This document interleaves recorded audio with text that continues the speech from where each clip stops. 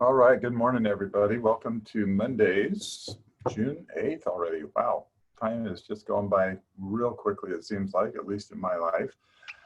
So Daily Code Connect. My name's Don Reed. If I have not seen you before on our Daily Code Connect, welcome. For those of you that are returning, great to have you back.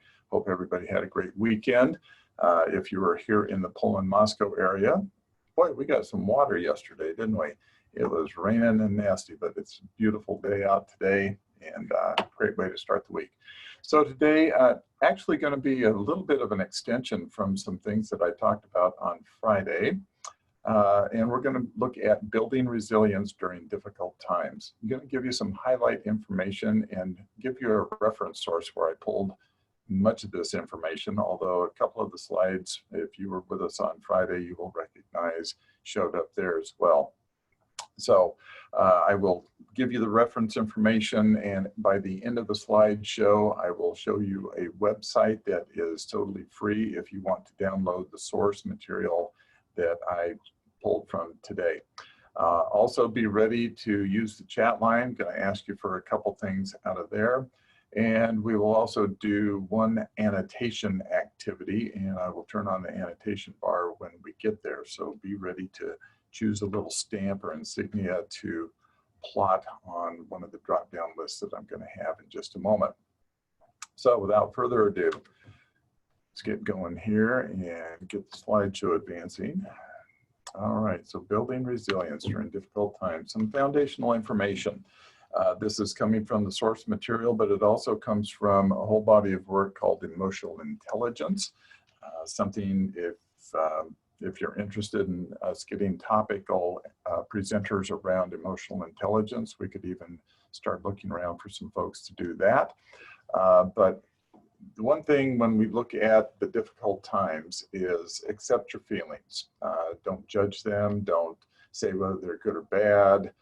Just accept that I've got some of these feelings going on, right? I remember real early on when we had Zoom meeting after Zoom meeting, and even though I was comfortable using Zoom, it was really intense going just daily with so much Zoom time.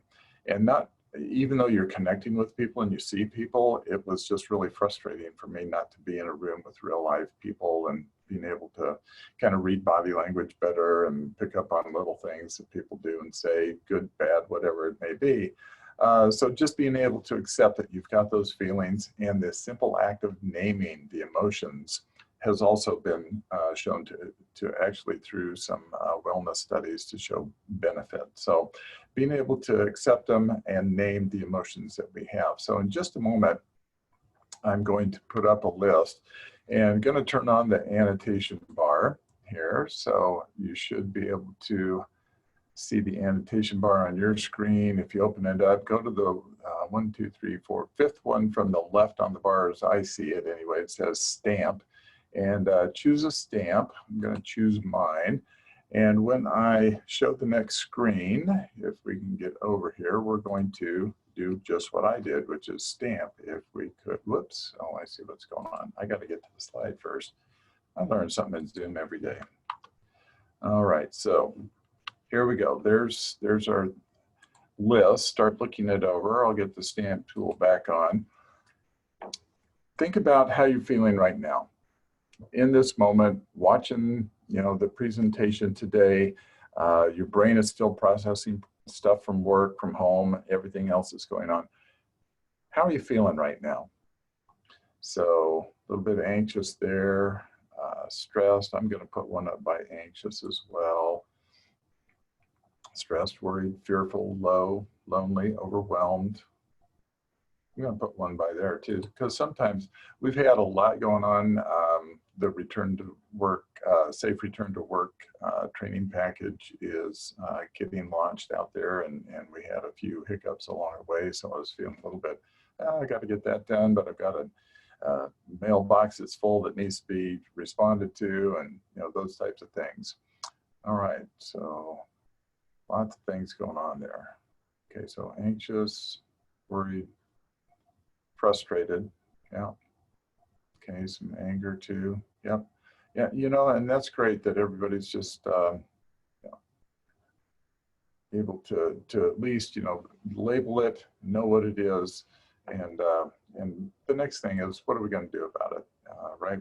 Our brains process information. Now, the source material that I'm going to show you in a little bit really has some good tools on next steps of what to do with that. I'm going to go fairly quickly by some of that, and hope that you do go out onto the website down at the bottom of this slide, the Wellness Society, and you can either Google that name and you will see many results show up, or you can go right to their website, as you can see right there on the screen, https://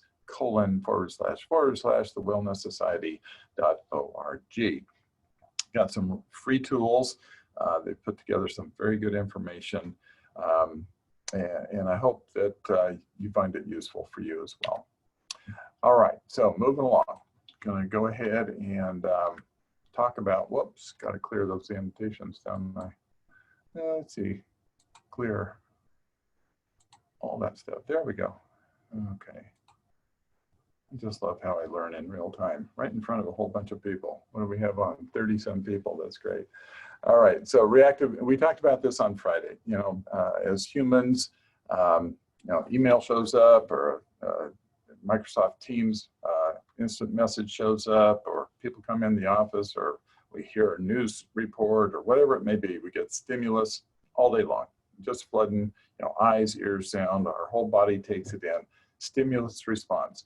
And that's something we talked about on Friday, is how do we, move from just responding based on moods and reactive type of behavior and circumstances, and really start to process that a little bit better and get skilled at widening that gap, that freedom to choose. Take a little bit of time. We've been going through some of the things on yoga and mindfulness and deep breathing on some of the Daily Coug Connects. If you haven't seen too many of those, please go out and check out some of the recorded sessions. A really good skill is to be able to calm the self, calm the mind, and be able to focus. So pause and respond based on principles and acquired skills. I'm going to throw that one in that was not there before. So the more we can learn some things, and we're going to get introduced to those today, the more we practice those skills, the more we can get into that in-between space between stimulus and response, and really start to use some of the skills and information that we've been picking up, either through the Daily Coug Connects or many other sources that we all have available to us as well.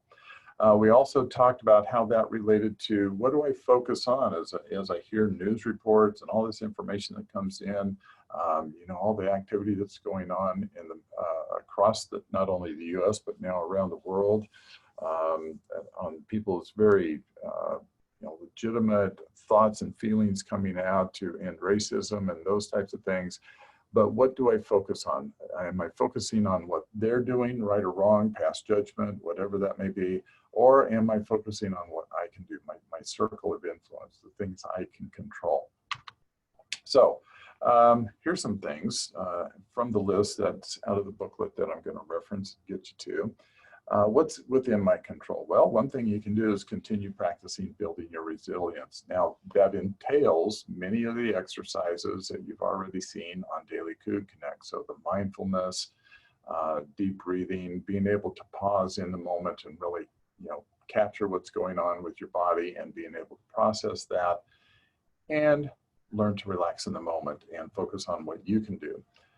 What's outside of my control? Well, I can't do much, even though it may bother me when I first see it, or make me happy or glad when I first see it, but other people's decisions, right? Other people's health, bad things that happen to people, good things that happen to people. So that most of that is stuff that's outside my control. And like many of you, as I go down the list on outside of my control, one that may have hit many of us towards the bottom of the list, flights and holidays being canceled. If you've ever been at the airport and there's either been a delay or a cancellation, and you're really wanting to get to or get back home from a destination, and now you're stuck. And I don't know about you, but I've seen some pretty bizarre behavior at airports of people thinking that the poor person at the desk can do anything about it, and they just get ranted at and so forth. Yeah, it's frustrating. And yes, somebody's really probably had a very long day, as has the gate attendants and that person at the desk trying to find you alternatives. But really, there's nothing we can do when those situations happen. So focusing back on the left, what's in my control? Well, focus on what's important to me. Maybe I go find a nice corner and read a book for a while, or find, something more positive, those types of things. So focusing on the mind, getting back to what's within my control. That's the very basic question you can ask yourself. All right, is what I'm dealing with right now and what I'm processing on, are those things that I'm focusing on much more out of my control, or am I going to focus on what I can do right now? All right, so one thing out of the booklet that I really liked was motivation follows action. Really think about that one, kind of process whether you agree, disagree. I don't care which way you go with that, but what is it that this statement is really saying? Well, you can build up your motivation and your energy through increasing your activity. All right, and we're going to go through a list. Once again, just pulling this from the workbook that I'm going to share with you towards the end of the program today. But one of them is, what do we do to maintain structure and planning tips? So what I want you to do is think about over on the chat line. Bonnie, I just saw your chat. I'm sorry you missed on the stamp thing there, but thank you for at least processing on that. What do you do? And go ahead and use the chat. Any ideas? What do you do to maintain structure? So planning tips, what do? Do you sit down as you start your Monday and look at the week and go, here are the major things I have to accomplish, and then you start doing calendar pieces? What is it that you do?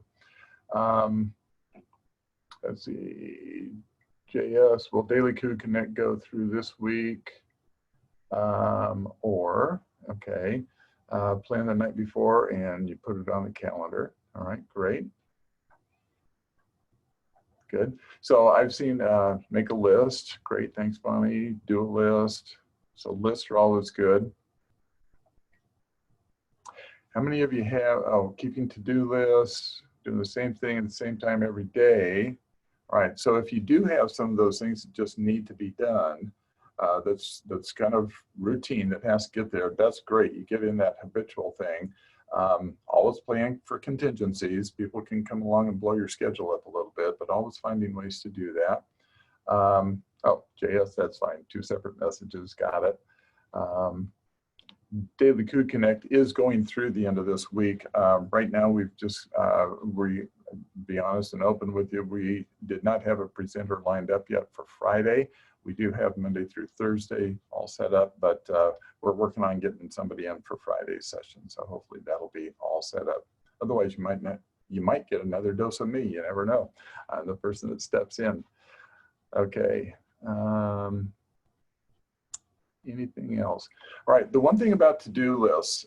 So a couple things out of the guide that I want to mention that you might want to really focus on is plan for the high load. Don't try to plan for the whole month, perhaps, unless you've got a really huge project, and that has to be broken down more into project management bits and pieces and so forth. And so you have distinct phases you can plan for.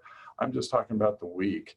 That's usually the body of time that most of us can wrap our head around. What do I need to get accomplished this week, right? And then we do not only our list, but we start assigning up priorities. There's a priority A, and you might have 4 of those, so you still need to go, which one's the key driver I got to focus on right now? I can't do all of them at the same time. So A1, A2, A3, break it down, put it on your Outlook calendar and block that time. So just some tips from time management school. But in that booklet, once again, that I'm referring you to, you'll see some tools that they've suggested out there. And they're ones that have been around the time management world for a long time. So just get some good structure on how you maintain that planning. There's some online tools now too that you can use. A gratitude log. What are you grateful for? So let's use the chat box again. I'm just going to throw out there as much as, the rain was down and yesterday, what were some things we could do? But the main thing I focused on there was, what was I grateful for? Well, we had a great 1-hour video chat with our daughter out in Chicago who's studying for her doctorate. Just spent some time with her, so that was great. I was really grateful for that.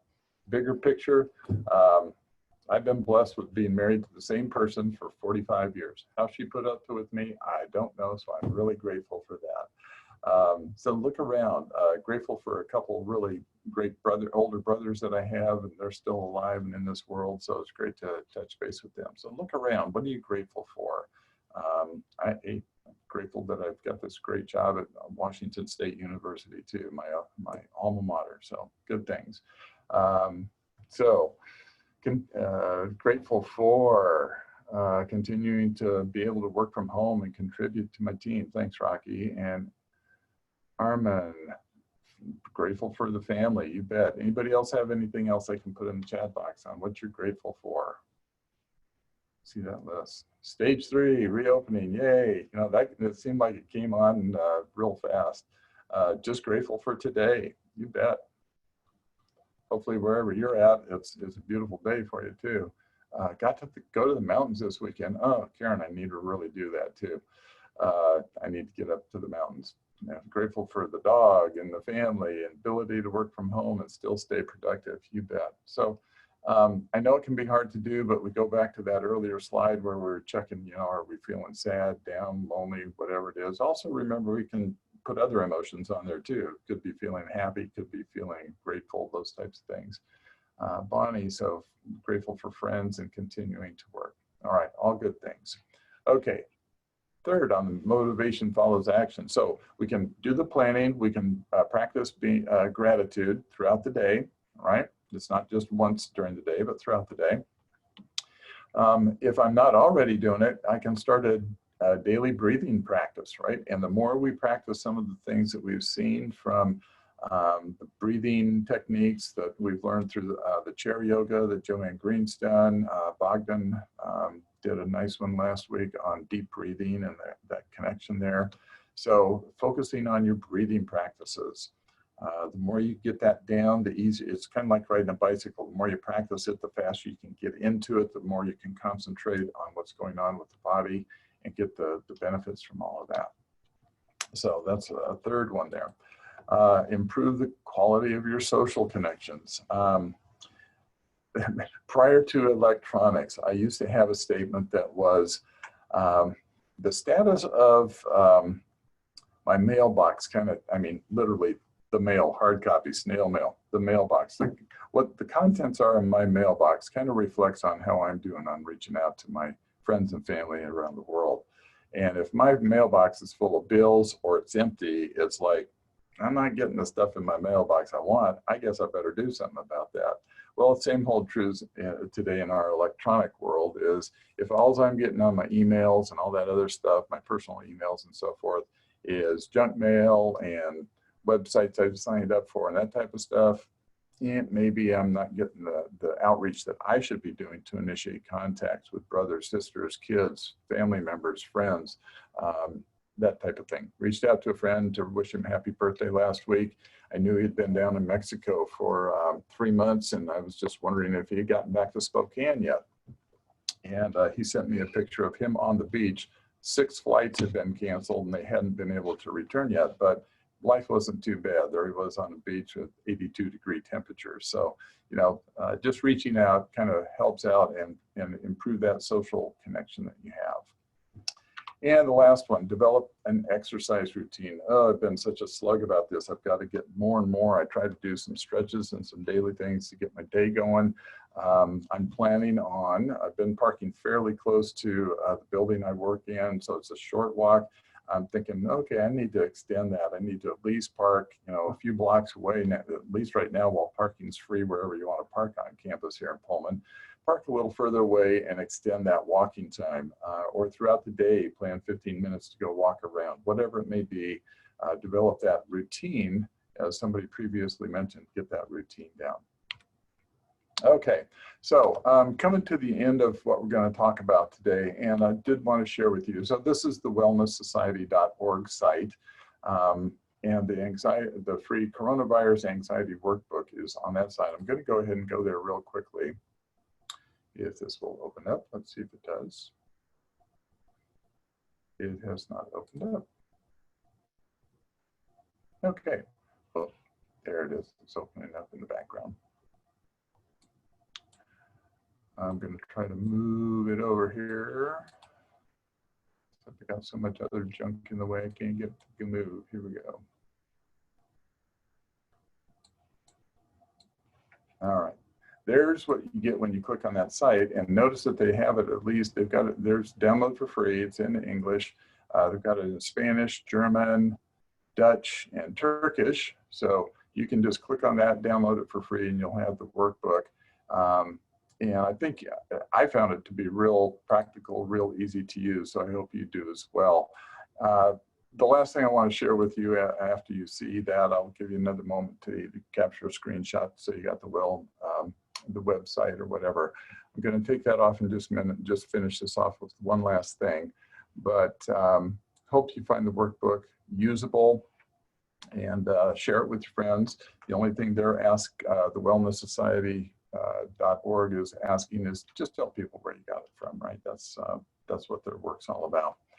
But the last thing I want to share with you is just a funny for the day. My wife just sent it to me earlier this morning to put a smile on my face. I think she got it from one of our cousins out in the world that sent it to her.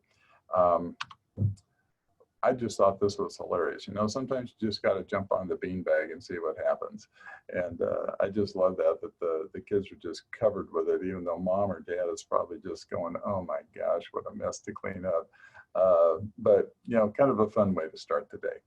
Anyway, I hope you've had a informative and useful session today. I thank you very much for being here.